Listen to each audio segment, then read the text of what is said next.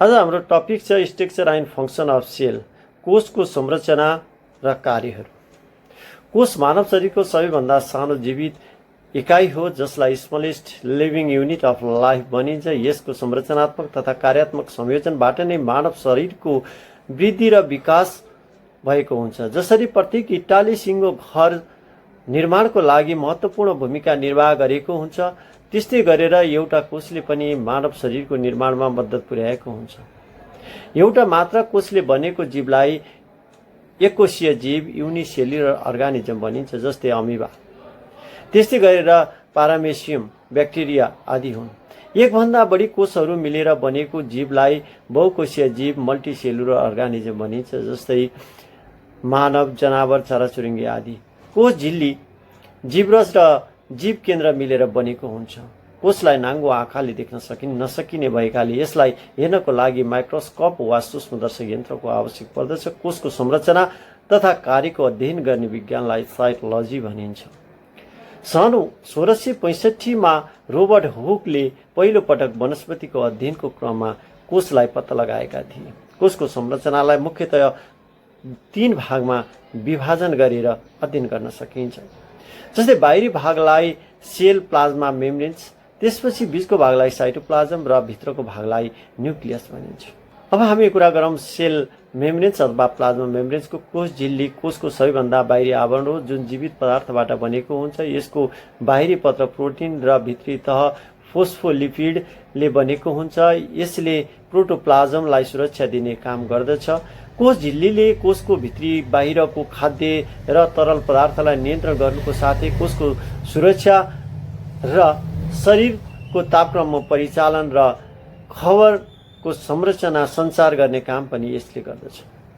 त्यस्तै गरेर यो सेल मेम्ब्रेन्स भित्रपट्टि रहेको भागलाई हामी साइटोप्लाज्म भनिन्छ, जुन कोष झिल्ली र जीव केन्द्रको बीचको बाक्लो रङ्गहीन अर्धतरल पदार्थ अथवा अर्ध पारदर्शक रसलाई हामी साइटोप्लाज्म अथवा जीव रस भनिन्छ। यो प्रोटिन, खनिज, लवण, चिल्लो पदार्थ, भिटामिन आदि मिलेर बनेको हुन्छ। साइटोप्लाज्मभित्र निम्नलिखित जीवित ठोसहरू साइटोप्लाज्मिक अर्गानेल्सहरू रहेका हुन्छन्, जसमध्ये केहीको हामी वर्णन गरिन्छ। हामी कुरा गरौँ माइटोकन्ड्रिया।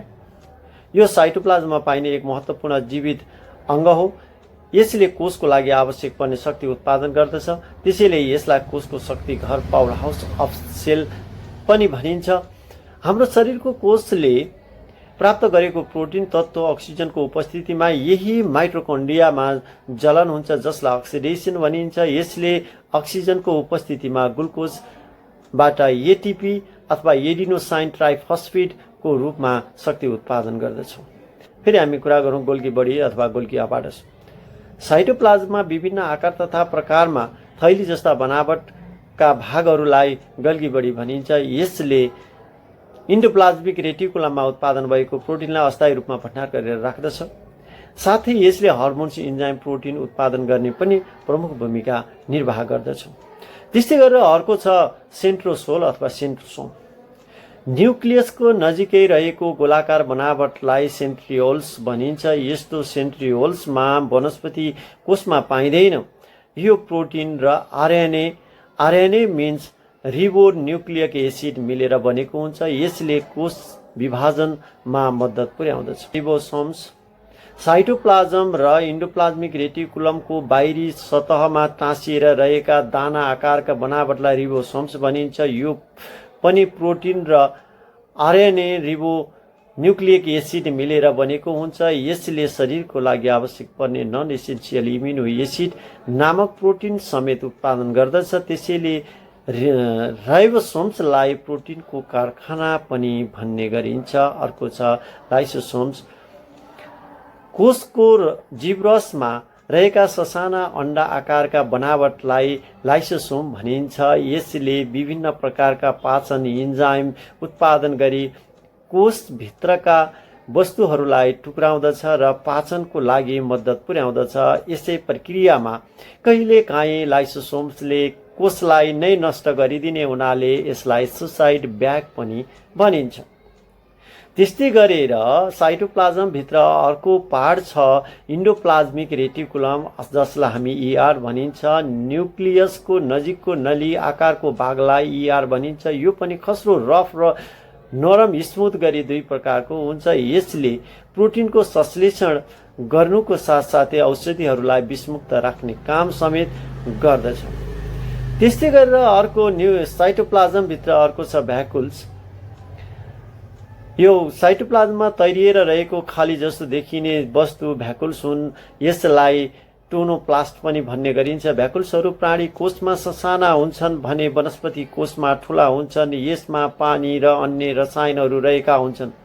यसको मुख्य काम शरीरको लागि आवश्यक पर्ने पानी र प्रोटिन साथै पौष्टिक तत्त्व भण्डार गर्नु हो। यसले हाम्रो शरीरको विषयुक्त अथवा विकारयुक्त वस्तुहरूलाई क्षणिक रूपमा भण्डारण गर्दछ, लङ टर्म भने गर्दै।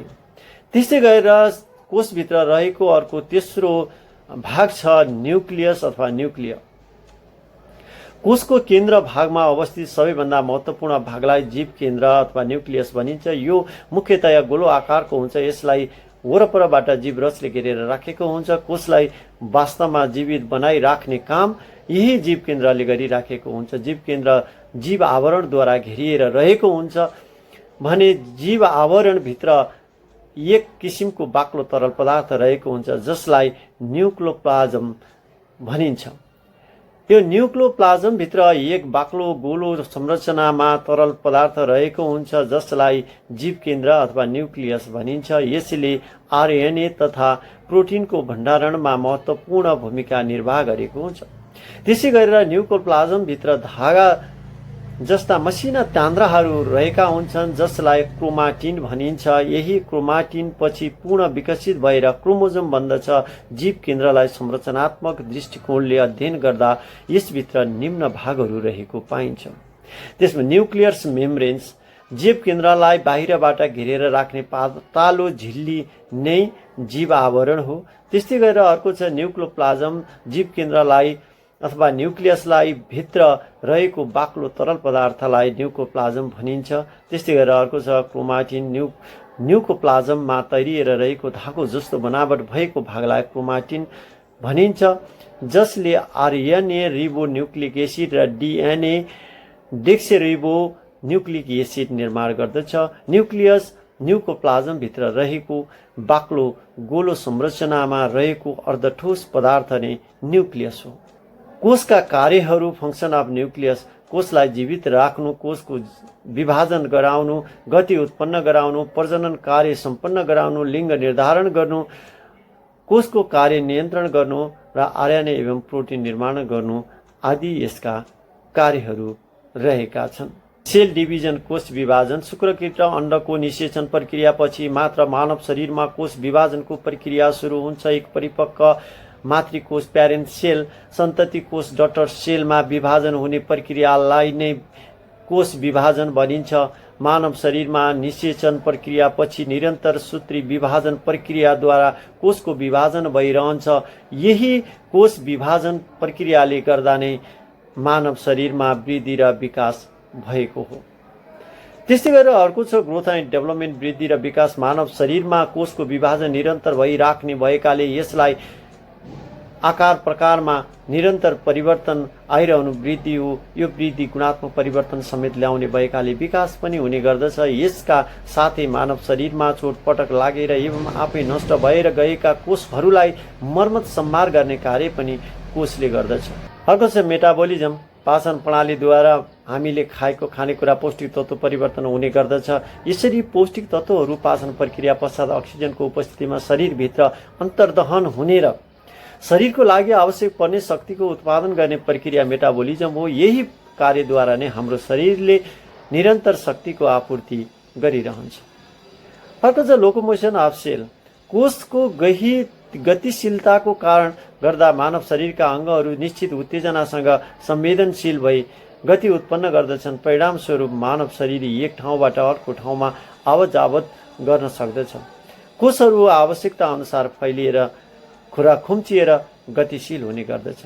अर्को चाहिँ रेस्पिरेसन। श्वासप्रश्वास वायुमण्डलमा रहेको स्वच्छ अक्सिजनयुक्त हावालाई फोक्सोसम्म पुर्याई त्यहाँ रहेका कार्बन डाइअक्साइड युक्त हावालाई बाहिर फ्याँक्ने प्रक्रियालाई श्वास प्रश्वास भनिन्छ। जसरी श्वास प्रश्वास प्रक्रियालाई नियमित बनाई मानव शरीरलाई बचाइराख्नु कोषको अत्यन्तै महत्त्वपूर्ण काम हो। अक्सिजन एक्सक्रिसन शरीरका कोषहरूभित्र उत्पन्न भएका हानिकारक वस्तुहरू रगतको माध्यमद्वारा विभिन्न निष्कासन अङ्गहरूमा सक्षम पुर्याउने कामलाई कोषको उत्सर्जन कार्य भनिन्छ। त्यसै प्रोडक्सन प्रजनन आफू जस्तै शारीरिक गुण एवं विशेषता भएको सन्तान जन्माउनलाई प्रजनन भनिन्छ।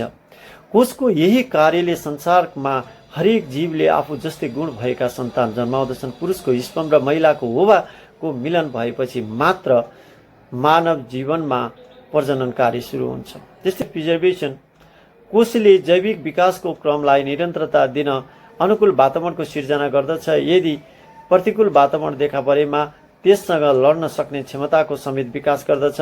हाम्रो शरीरलाई रोगबाट बचाएर राख्नु कोषको आत्मरक्षा सम्बन्धी कार्य हो।